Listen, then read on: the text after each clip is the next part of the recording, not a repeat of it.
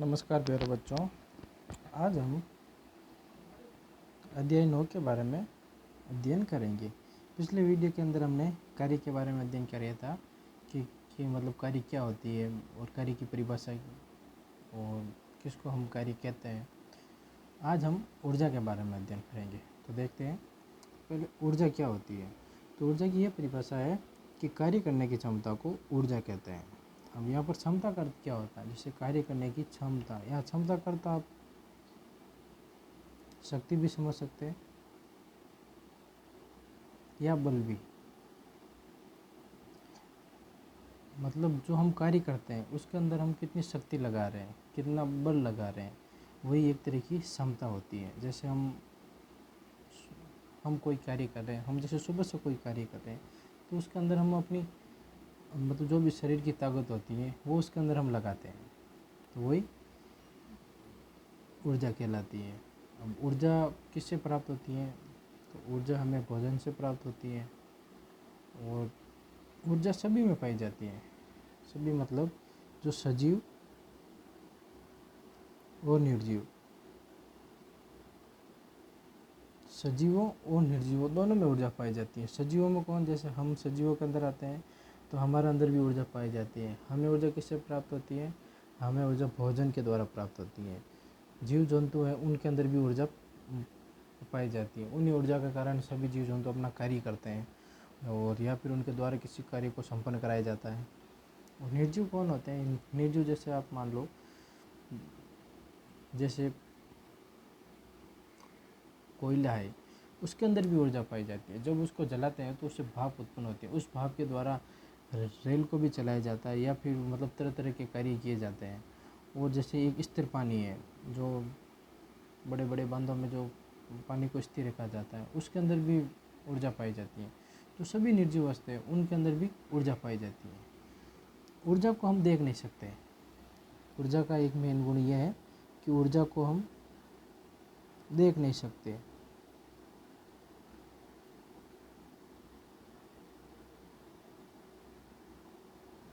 तो ऊर्जा को हम देख नहीं सकते तो हम उसको कैसे पहचानते हैं, उसको कैसे पहचानेंगे। तो ऊर्जा के रूप को हम देखते हैं। तो ऊर्जा के रूप कौन कौन से होते हैं, ऊर्जा के रूप को हम देखते हैं। ऊर्जा के रूप कौन कौन से होते हैं, हम गतिज ऊर्जा, स्थितिज ऊर्जा,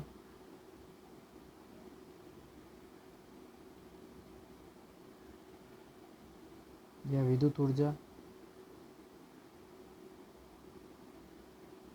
ऐसे ऊर्जा के कई रूप होते हैं। विद्युत ऊर्जा कैसे होती है, जैसे आप जैसे बल्ब और जो भी अपने घरों के अंदर लाइटें चलाते हो और जो भी जैसे मशीनें चलाते हो, वो विद्युत ऊर्जा के अंदर आती है। स्थितिज ऊर्जा भी जो किसी वस्तु की स्थिति या आकृति में परिवर्तन किया जाता है तो उसके अंदर ऊर्जा उत्पन्न होती है, वो स्थितिज ऊर्जा के रूप में। गतिज ऊर्जा किसी वस्तु की गति के कारण जो ऊर्जा उत्पन्न होती है उसे गतिज ऊर्जा कहते हैं। तो ऊर्जा के कई रूप होते हैं। और ऊर्जा के क्या क्या मेन पॉइंट होते हैं वो भी देखते हैं हम। सबसे पहले ये है, कार्य करने की क्षमता को ऊर्जा कहते हैं। ऊर्जा के मात्रक, ऊर्जा के मात्रक, इसके मात्रक वही मात्रक होते हैं जो मात्रक कार्य के होते हैं। तो कार्य का क्या मात्रक होता है, जूल। तो ऊर्जा का मात्रक क्या है, जूल।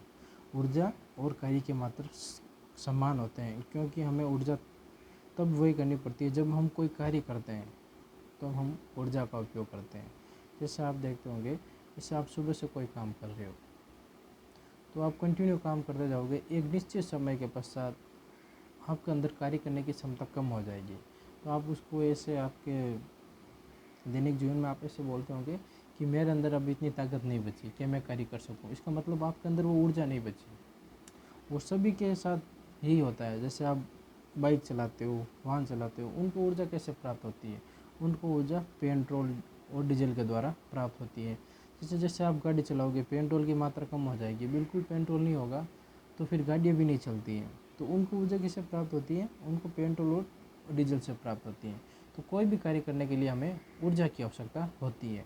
तो मेरे हिसाब से आपको ऊर्जा की परिभाषा समझ में आ गई होगी। सबसे पहले यही है कि कार्य करने की क्षमता को हम ऊर्जा कहते हैं। किसी को मतलब किसी भी कार्य को संपन्न करने के लिए हमें ऊर्जा की आवश्यकता होती है। और ऊर्जा को हम देख नहीं सकते, हम ऊर्जा के रूपों को देखते हैं। ऊर्जा के रूप कौन कौन से होते हैं?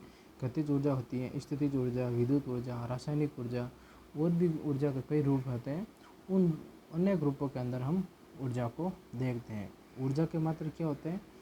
जो मात्रक कार्य के होते हैं वही मात्रक ऊर्जा के होते हैं, क्योंकि जब हम कार्य करते हैं तब हमें ऊर्जा की आवश्यकता पड़ती है। तो ये आ गया। अब हम देखते हैं ऊर्जा के रूप कौन कौन से होते हैं।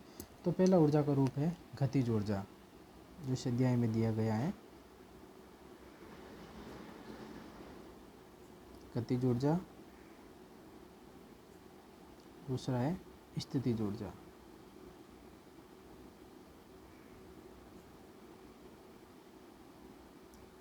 ऊर्जा के कई दो रूपों का इस अध्याय के अंदर अध्ययन किया गया है। बाकी ऊर्जा के रूप हैं जो आप बड़ी कक्षाओं में आओगे तो उसमें अध्ययन किया जाएगा। तो पहले हम देखते हैं गतिज ऊर्जा क्या होती है। गतिज ऊर्जा, इसके नाम से ही हमें पता चल जाता है कि किसी वस्तु की गति के कारण, वस्तु की गति के कारण जो ऊर्जा उत्पन्न होती है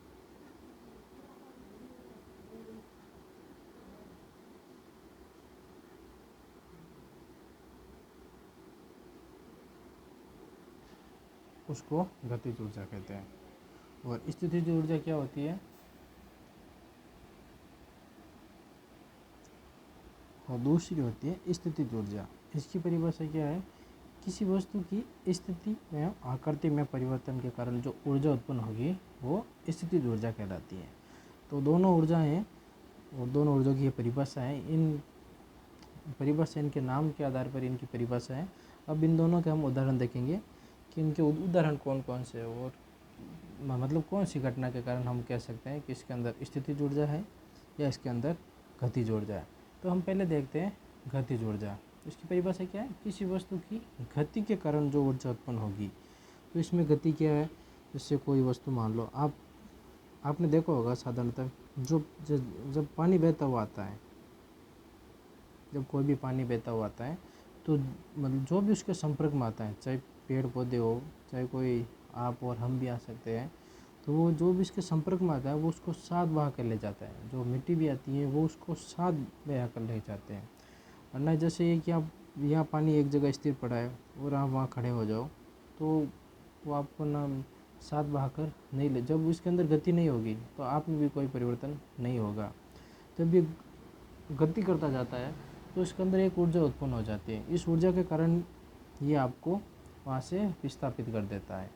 और कौन सा है उदाहरण? जैसे मान लो ये एक बॉल है, ये बॉल स्थिर है, इस पर कोई बल नहीं लग रहा है। इधर से आप एक बॉल इधर गति कराइए इस बॉल को। आप जब इस बॉल को गति कराएंगे तब जब ये बॉल इससे टकराएगी तब ये इसको विस्थापित कर देगी, तो ये भी बॉल गति करने लगेगी। मतलब इस बॉल के द्वारा किया गया कार्य इसमें ऊर्जा के रूप में आता है, तो ये बॉल भी गति करने लग जाती है। आपने देखा होगा जब आप क्रिकेट खेलते हो तो ये विकेट होता है स्टंप, इसके पास आप यहाँ पर एक बॉल रखो पास में, अपने हाथ से ये बॉल लेकर जाओ, तो आप देखोगे इसके अंदर कोई परिवर्तन नहीं होगा। और जब भी बॉल आप यहाँ से इसको मारोगे, ये विकेट है और यहाँ पे एक बॉल है, तो जैसे आप इसे मारोगे तो मतलब जैसे बॉल यहाँ से गति करती हुई आएगी और इसको इससे टकराएगी तब यह विकेट नीचे गिर जाता है। यह विकेट नीचे कैसे गिरता है? क्योंकि जब ये बॉल यहाँ आती है तो ये गति करती हुई आती है। इस गति के कारण इसके अंदर ये ऊर्जा उत्पन्न हो जाती है। इस ऊर्जा के कारण ये इसको नीचे गिरा देती है। और भी कई उदाहरण हैं जो आप गतिज ऊर्जा के द्वारा आप समझ सकते हो। जैसे ये एक धनुष है, जब धनुष के अंदर तीर चलाई जाती है, जब ये तीर यहाँ से छोड़ती है तो ये गति करती जाती है। जितनी गति से जाएगी उतना ये आगे दुश्मन को जाकर लग जाएगी। तो ये गतिज ऊर्जा की परिभाषा हो गई कि किसी वस्तु की गति के कारण जो ऊर्जा उत्पन्न होगी वो गतिज ऊर्जा कहलाती है। दूसरी होती है स्थितिज ऊर्जा। स्थितिज ऊर्जा क्या है कि किसी वस्तु की स्थिति एवं आकृति के कारण जो ऊर्जा उत्पन्न होगी, जब कोई वस्तु है यदि हम उसकी स्थिति एवं आकृति में परिवर्तन करेंगे तो उसके कारण जो ऊर्जा उत्पन्न होगी वो स्थितिज ऊर्जा के रूप में प्राप्त होती है। जैसे आपने देखा होगा जब जैसे बिजली का निर्माण किया जाता है तो ऊपर जो पुलों के अंदर मतलब पानी इकट्ठा किया जाता है, ये पानी जहाँ इकट्ठा होता है इस पानी के अंदर स्थितिज ऊर्जा होती है। जब इसको ऊपर से गिराया जाता है तो ये स्थितिज ऊर्जा गतिज ऊर्जा के रूप में परिवर्तित हो जाती है। और नीचे जो मशीनों के अंदर लगी होती है, जो टरबाइन लगा होता है जो बार बार घूमता है, उसके कारण ये विद्युत ऊर्जा उत्पन्न करता है। और भी जैसे आप कहीं ऊंचाई पर भाई ये जैसे कोई ऊंचाई है चट्टान है, इसके ऊपर आप यहाँ पत्थर रख दीजिए, जो जितना बड़ा पत्थर होगा उसके अंदर ये उतनी ज़्यादा स्थितिज ऊर्जा होगी। जब इसकी स्थिति में परिवर्तन करेंगे तो इसकी स्थिति में जब परिवर्तन होगा तो ये स्थितिज ऊर्जा गतिज ऊर्जा में परिवर्तित हो जाती है। और जब ये ऊपर से नीचे गिरता है तो बहुत सारी ऊर्जा उसके अंदर आ जाती है, तो अगले को मतलब चोट ज़्यादा लगती है, मतलब ऊर्जा इसके अंदर ज़्यादा होती है। आप देखना जैसे ये धनुष है, अब यहाँ पर ये तीर है और ये जो धागा है इसको हम जितना अधिक खींचेंगे इसकी स्थिति में हम जितना ज़्यादा परिवर्तन करेंगे उतनी ऊर्जा इसके अंदर उत्पन्न होगी। तो इसको स्थिति में जितना ज़्यादा परिवर्तन होगा वो उतनी ऊर्जा के साथ गतिज ऊर्जा में परिवर्तित हो जाती है। आपने गुलेल के अंदर देखा होगा, जैसे गुलेल होती है जो पत्थर जो इसके द्वारा पत्थर वत्थर चलाया जाता है, जब इसका पट्टा होता है यहाँ पर पत्थर डालकर इसको जितना ज़्यादा खींचा जाता है, जितनी ज़्यादा इसकी स्थिति में परिवर्तन किया जाता है उतनी ज़्यादा इसके अंदर ऊर्जा उत्पन्न होती है। फिर ये ऊर्जा गतिज ऊर्जा के रूप में परिवर्तित होती है और पत्थर उतनी तेज़ी से जाता है। तो आपको गतिज ऊर्जा और स्थितिज ऊर्जा के बारे में अच्छे से पता चल गया होगा। धन्यवाद।